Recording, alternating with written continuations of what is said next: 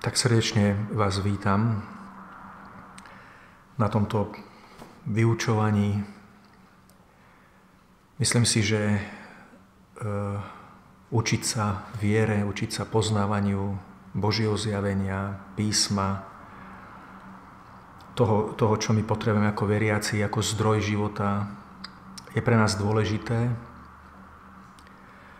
A určite budete súhlasiť, že každý z nás potrebuje nejaký impuls, nejakú motiváciu.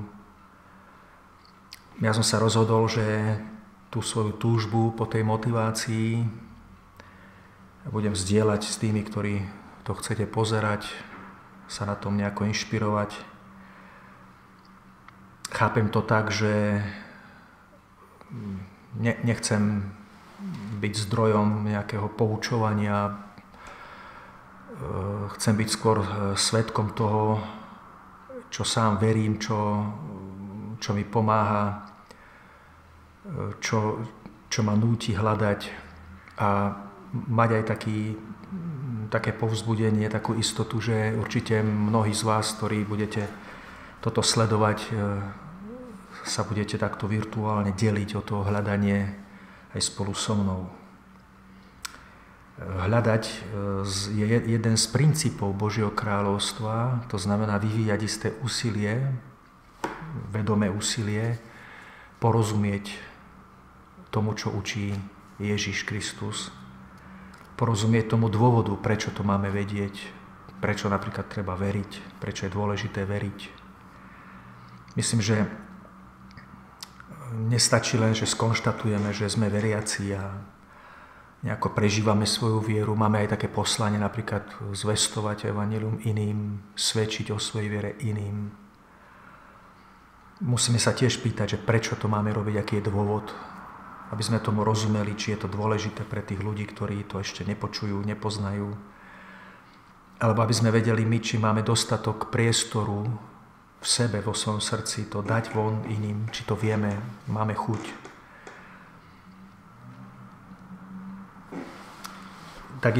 Takisto máme povolanie, poslanie rásť v láske k Bohu.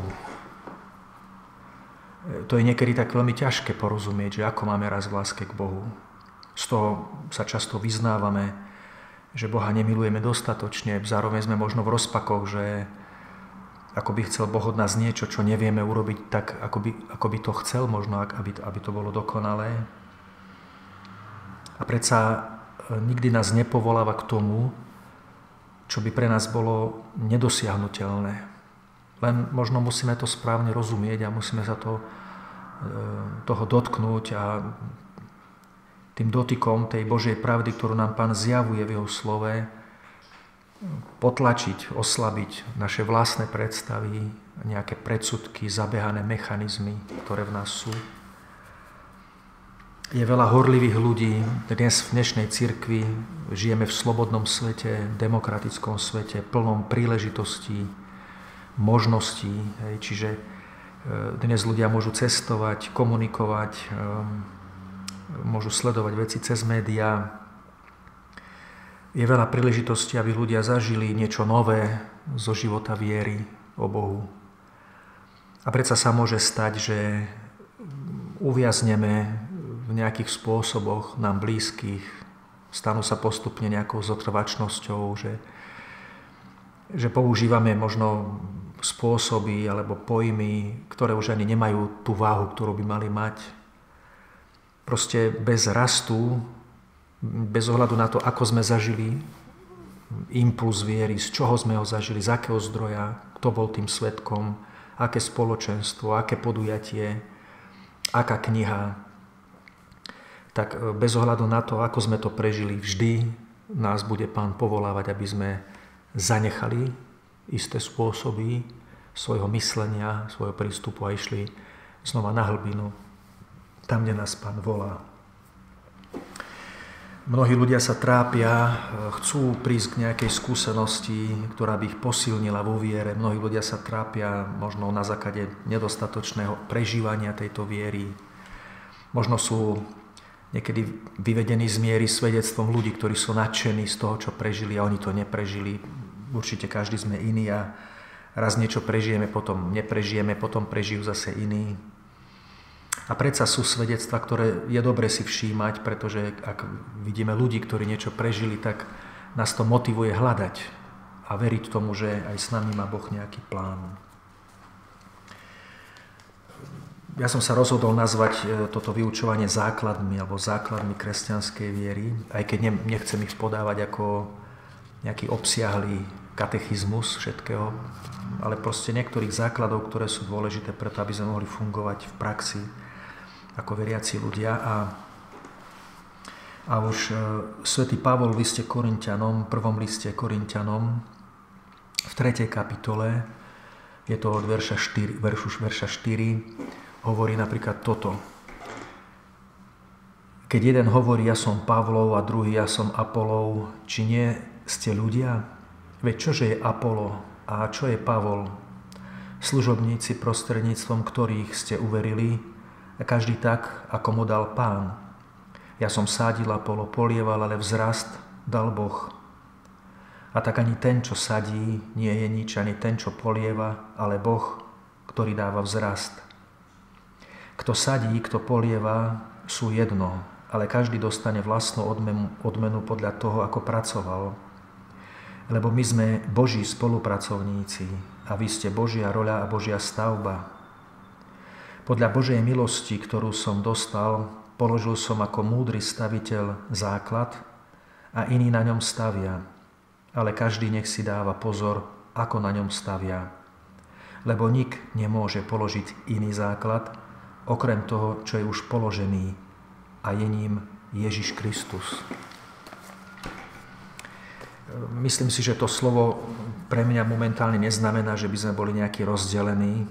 Ja som Pavlov, ja som Apolov, ale čo si všímam, tak aj v mojom živote, v životoch iných ľudí je strašne veľa skupín a každý má tú svoju, ktorej verí, ktorá mu je blízka.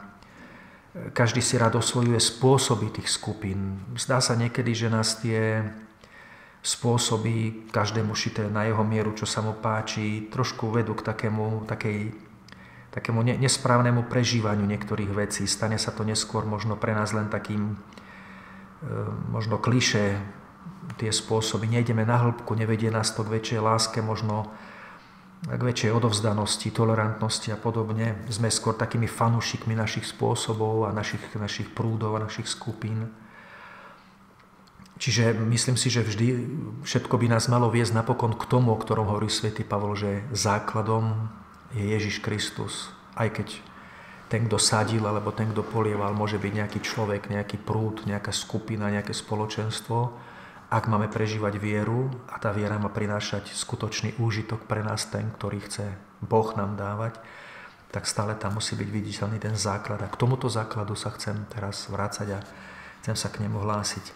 Aby som vás mohol povzbudiť, že je to možné, Pán si nachádza rôzne spôsoby, ako sa dotýka ľudí. Keď ho hľadajú, tak určite nájde spôsob, ako vstúpiť novým spôsobom do nášho života. Keď som si raz objednával na Amazone jednu knižku od Johna Wimbera, PowerPoints. PowerPoint je niečo ako zástrčka, ale on hovorí o istých takých bodoch kresťanského života, nejakých etapách, ani nie etapách časových, ale možno tematických, ktoré sú veľmi dôležité pre ľudský život. Nevychádzam z tej knihy, len chcem dať ako príklad. Keď som si objednal túto knihu PowerPoints, tak som si pozeral tam na Amazone nejaké recenzie ľudí, ktorí si túto knižku kúpili, ako ju hodnotia, čo na nej vidia dobrého. A zaujalo ma svedectvo jedného človeka, volá sa Bruce Palozzi, ktorý v tej recenzii napísal toto. Raz ma jeden farár vyzval, aby som začal brať Bibliu vážne. V tom čase Biblia bola len jednou z ľudských diel v mojom pohľade. A dal mi potom malú knihu PowerPoints od Johna Wimbera a to zmenilo môj život. Pamätám si, ako som bol v lietadle na ceste do Nového Mexika, keď som končil, dočítaval túto knihu. Vravel som si, wow, urobil som rozhodnutie ohľadom Biblie. rozhodol som sa začať s čítaním Nového zákona, s novým postojom v mojej mysli. O 3 mesiace neskôr som zistil, že je tam niečo veľmi zvláštne ohľadom Ježiša a dal som mu svoje srdce. A Ježiš môže zmeniť aj tvoj život, ak mu to dovolíš.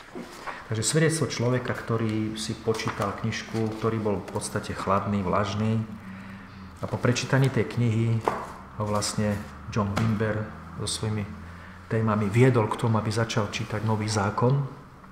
A asi 3 mesiace, ako začal čítať Nový zákon, si uvedomil, že je tam niečo zvláštne ohľadom Ježiša Krista a to ho viedlo k tomu, že mu odozdal svoj život.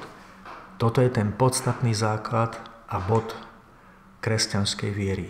Toto chceme oživiť aj týmto seminárom. Samozrejme použijeme na to, čo nám príde v tej obmedzenej kapacite, ktorú ja ako človek mám. Nie som schopný podať systematický výklad, všeobsiahli. Určite sú veci, ktoré by ste mohli vy doplniť, ale chcem sa zamýšľať spôsobom, aký dokážem, aby sme stále nejako došli k tomuto základu, ktorým je Ježiš Kristus.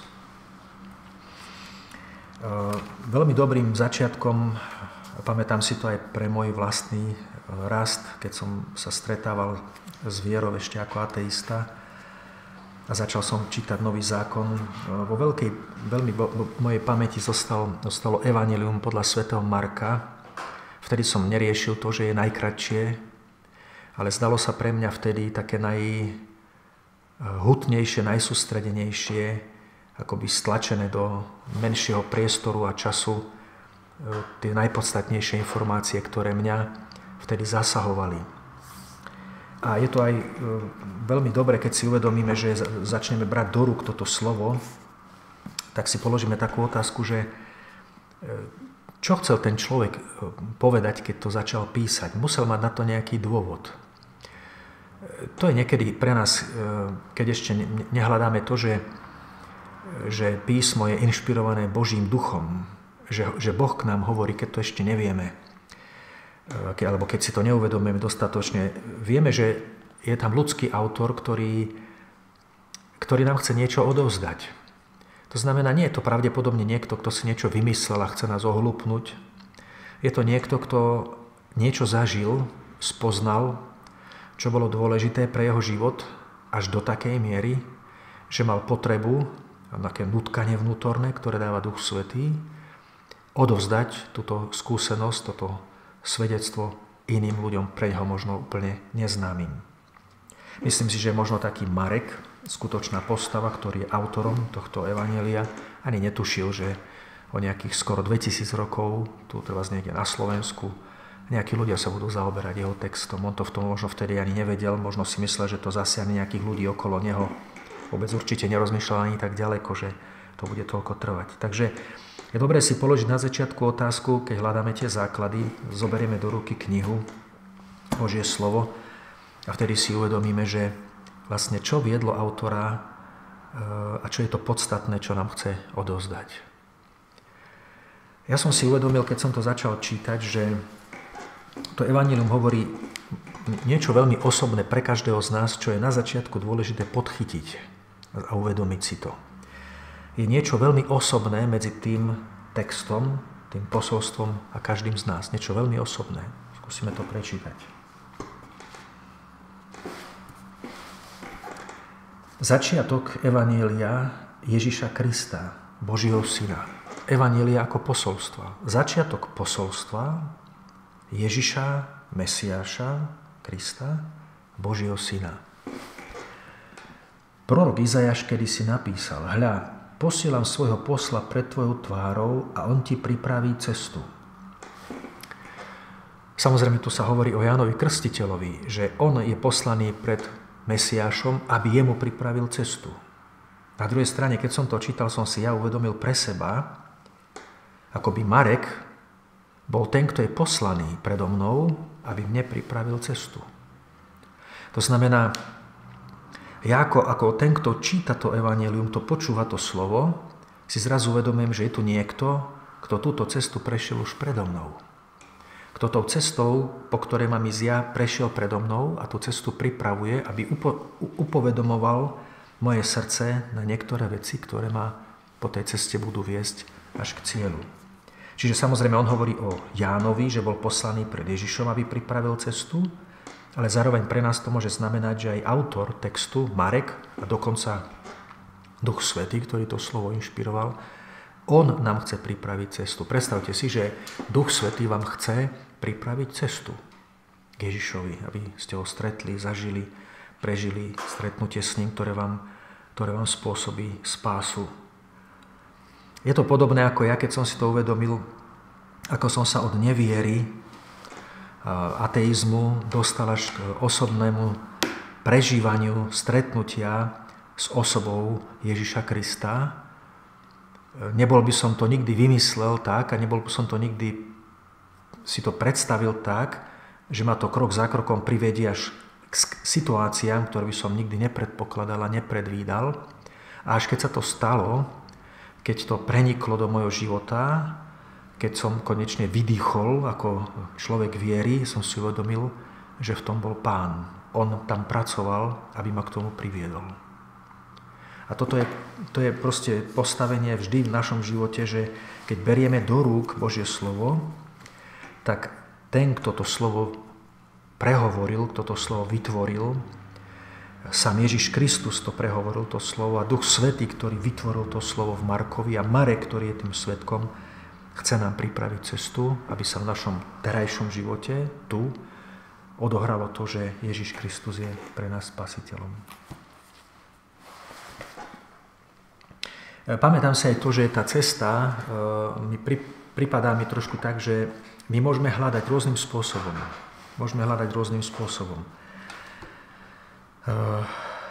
Duch Svätý nás chce viesť priamo. Kedy si povedal Derek Prince v jednej prednáške o Duchu Svätom, ako byť vedený Duchom Svätým, povedal, že dal taký príklad, že do nejakého cieľa sa môžeme dostať, nejakého cieľa pre nás neznámeho, ako tam prísť, sa môžeme dostať dvomi spôsobmi. Buď pomocou mapy, alebo pomocou osobného sprievodcu. Je to veľmi jednoduché skonštatovať, že ako sa dostaneme do cieľa rýchlejšie a bezpečnejšie, či podľa mapy, alebo podľa osobného sprievodcu. No jasné, že podľa osobného sprievodcu, pretože v mape sa nejakým spôsobom môžeme vyznať, ale často možno zle vyhodnotíme veci, možno, že sa odchýlime od toho kurzu, ale keď nás vezme za ruku niekto, kto vie, kadiaľ ísť, tak to je vždycky tá bezpečnejšia cesta. A on hovorí, že tým osobným sprievodcom je Duch Svätý. Tou mapou je čosi ako zákon, ale osobným sprievodcom je Duch Svätý.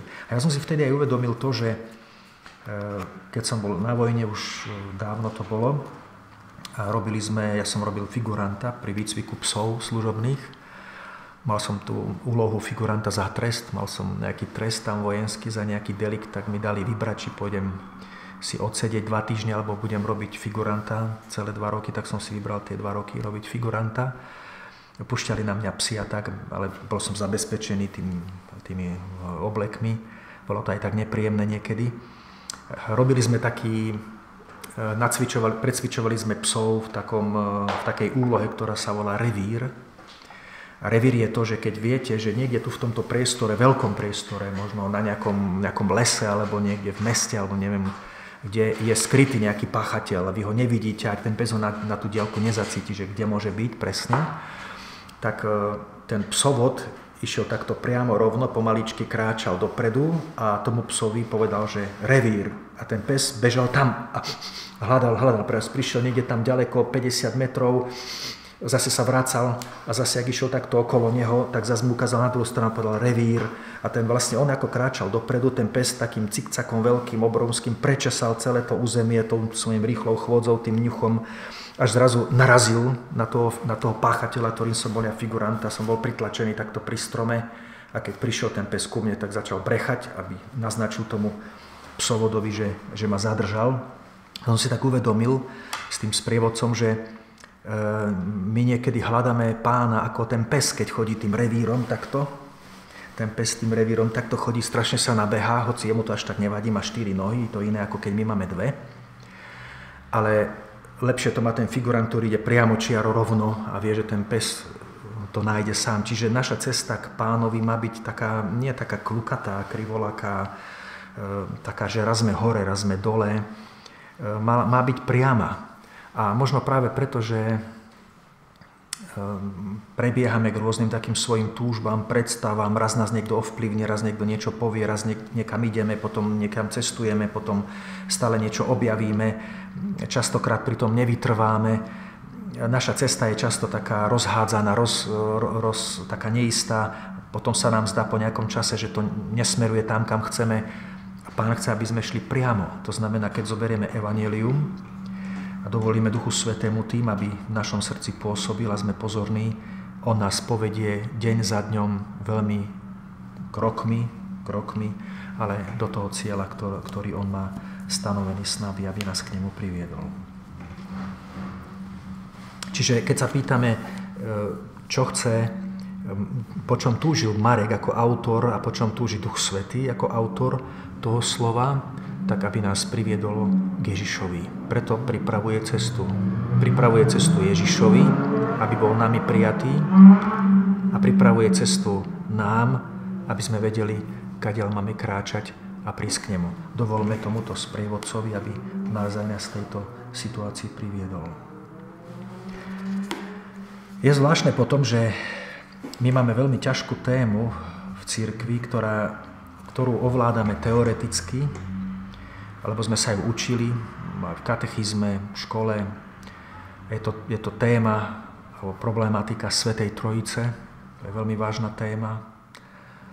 Pre niektorých ľudí je to až nepredstaviteľné, neuveriteľné, pretože možno tak ľudský, logicky len si predstaviť, že Boh je len jeden, dá sa to predstaviť v našej hlave, logike, ale pripustiť, že Ježiš ako človek, Syn Boží, bol rovný Bohu. To je ťažké si predstaviť, ako to môže fungovať, že Boh je v nebi a zároveň je na zemi. A to už si myslím, že ani netušíme niekedy do tretice, že prečo tam je ešte aj Duch Svätý na to. Hej. Čiže to, myslím si, že veľa vecí je pre nás ťažko priateľných, pochopiteľných takým duchom, nie intelektuálne, vedecky, ale duchom, srdcom a prakticky z toho žiť, lebo zdá sa, že to, že nám Pán sa zjavil ako trojjediný, má nejaký zmysel pre nás. To nie je len v tom, že aby sme nevedeli, že on má 3 hlavy, aby sme nevedeli, že má 3 rohy.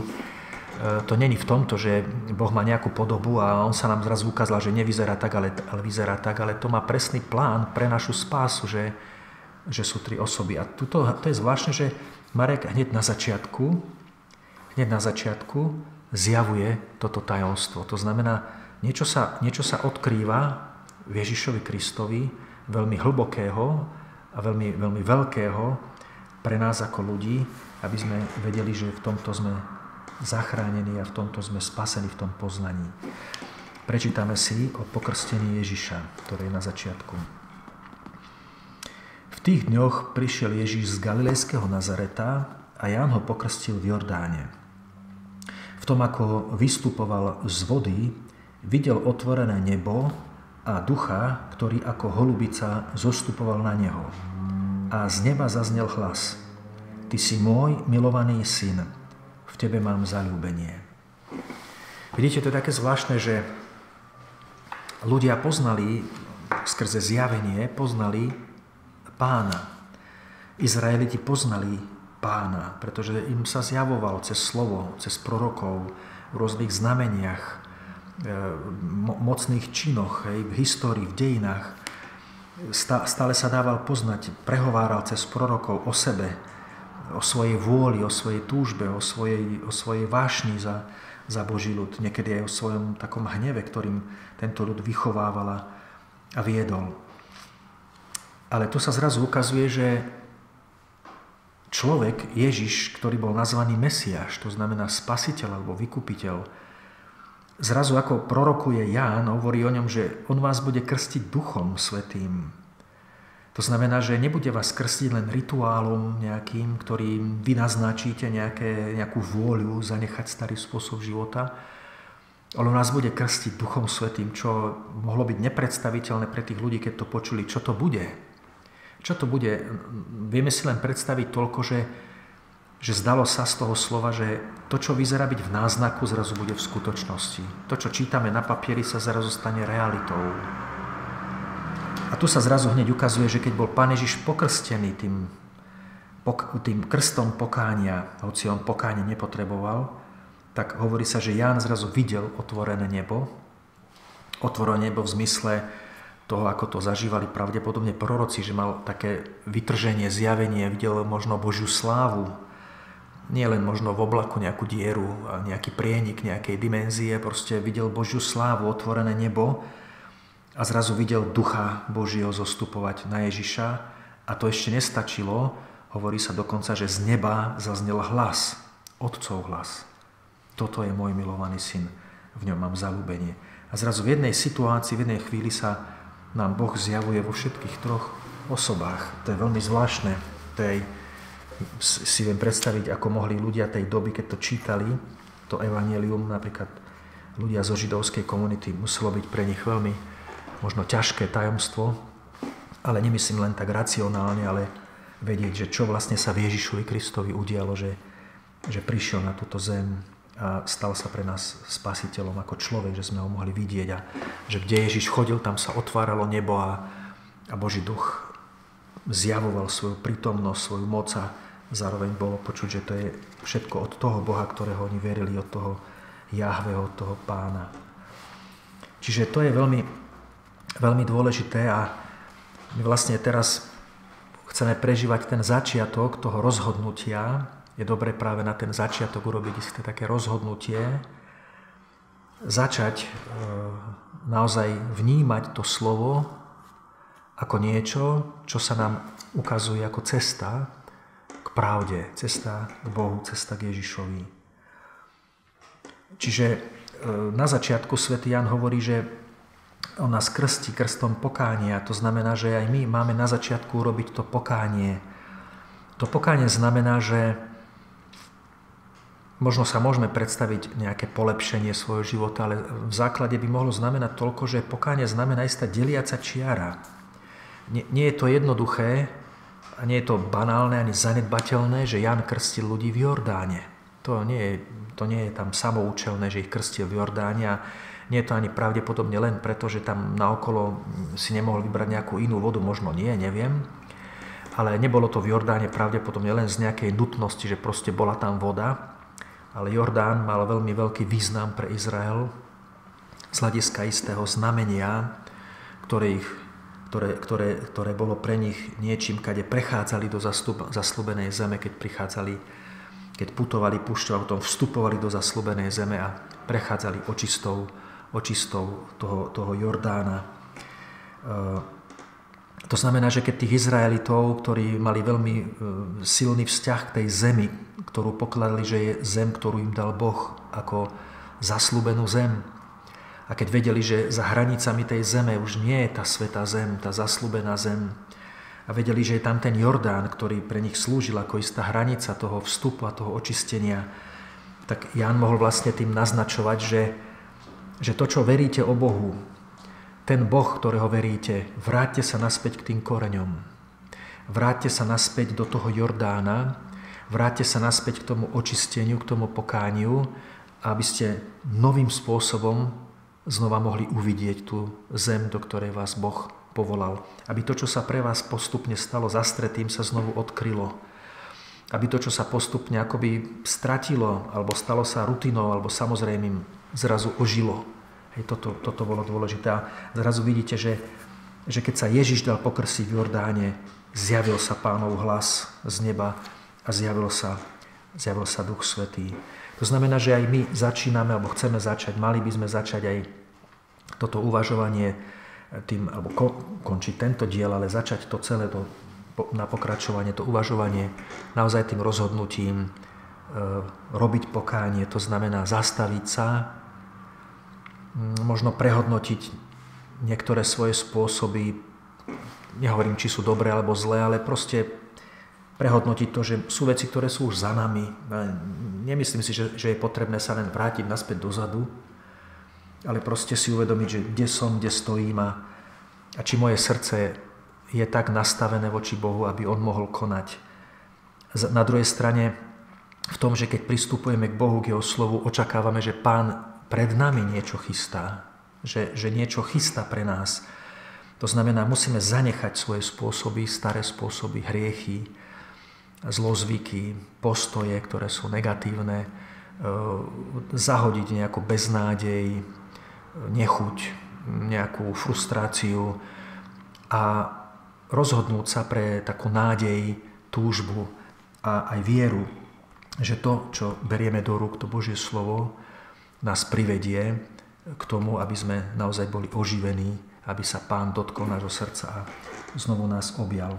Takže môžeme si naozaj každý dať také predsavzatie, že zoberieme teraz to evanjelium do ruky a aspoň ten začiatok na ten prvý týždeň, kým príde ďalšie pokračovanie, si pomaličky a viackrát prerozímame ten začiatok evanjelia podľa Marka, porozmýšľame o tom, že čo je cieľom toho evanjelia pre nás, že keď si napríklad predstavíte, budete niekde sami sedieť doma, zoberiete si Božie slovo do ruky a budete si uvedomovať, že teraz niekto chce vám pripraviť cestu, aby ste prišli k Pánovi novým spôsobom a aby vás občerstvil o svojej viere. A vy viete, že ten niekto je Marek, ale ten niekto predovšetkým je Duch Svätý sám, ktorý vám chce dať vo svojej moci poznať Pána Ježiša ako Spasiteľa. A toto je dôležité si znova prerozímať až po to pokrstenie Pána Ježiša. Bez ohľadu na to, že chceme nájsť hneď odpovede, že chceme nájsť hneď vysvetlenie, ale možno len to tajomstvo vnímať, ktoré nás presahuje, ktorému možno úplne nerozumieme. Tajomstvo o Otcovi, ktorý prehovoril z neba. Tajomstvo o tom, kto je vlastne Ježiš, Syn Boží, ktorý môže byť veľmi skreslený v našich predstavách. Môže rezonovať v našich hlavách len nejaká predstava, na ktorú sme zvyknutí z výtvarného umenia, z filmov, z obrázkov, obrazov, malieb. Kto je to Duch Svätý? Môže to byť len nejaká predstava, ako sme my zvyknutí na to, že nám osvecuje rozum a dáva dary, ktorým nerozumieme napríklad. Ale nechali sa jednoducho osloviť tým tajomstvom, že existuje a že sa nám zjavuje a počítať s tým, že príde čas, keď to tajomstvo viac pochopíme a keď Pán nám viac vleje svojej milosti cez toto tajomstvo do nášho života. Takže prvá časť o základoch, o rozhodnutí sa, o pripravení cesty, o jedinom základe, ktorým je Ježiš Kristus. Toho chceme hľadať. Chceme ho hľadať spôsobom, aký on sám nám zjavuje.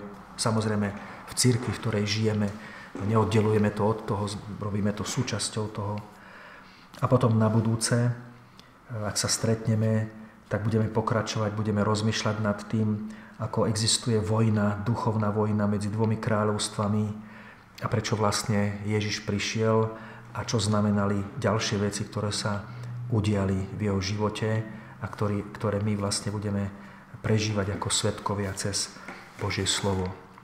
Tak vám prajem, aby ste naozaj uchopili to Božie slovo poriadne do rúk a poriadne aj k srdcu, aby ste sa nebáli neponáhľať sa dopredu, aby ste sa nebáli byť na jednom mieste s tým slovom, dostatočne ho vnímať, dostatočne ho vstrebávať do svojho života, aj keď nechceme nájsť hneď odpoveď, chceme len si naozaj s takou milosťou všimnúť to veľké tajomstvo, ku ktorému nás Ježiš pozval.